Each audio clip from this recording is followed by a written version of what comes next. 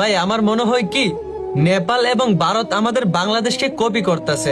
নয়তো আপনি একটা বিষয় খেয়াল করে দেখেন, 2024 সালে আমাদের বাংলাদেশের ছাত্রদের আন্দোলনে শেখ হাসিনা পদত্যাগ করে পালিয়েছিল। তার পরের বছরই 2025 সালে নেপাল ও ছাত্রদের আন্দোলনে নেপালের প্রধানমন্ত্রী পদত্যাগ করে পালিয়ে যেতে বাধ্য হয়েছিল। এখন আবার 2026 সালে আমাদের বাংলাদেশের ছাত্র ছাত্রীরা রাস্তায় নেমে আন্দোলন করতেছে আমাদের বাংলাদেশের শিক্ষামন্ত্রীর পদত্যাগের জন্য। আবার কেউ কেউ প্রধানমন্ত্রী সহ পদত্যাগ চাচ্ছে।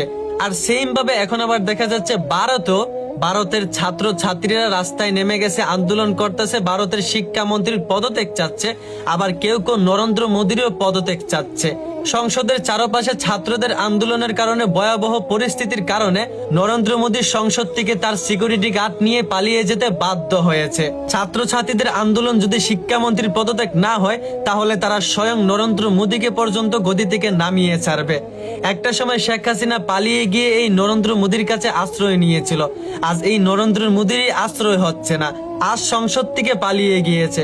হয়তোবা ছাত্রদের আন্দোলনে দেশ ছেড়েই একটা সময় তাকে পালাতে বাধ্য হবে। ওই যে একটা কথা আছে না, পাপ কখনো বাপকেও ছাড়ে না। আল্লাহ ছাড় দেন কিন্তু ছেড়ে দেন না। এইবার বুঝবেন কত দানে কত চাল, পাপের ফল পাবেন আবার চিরকাল।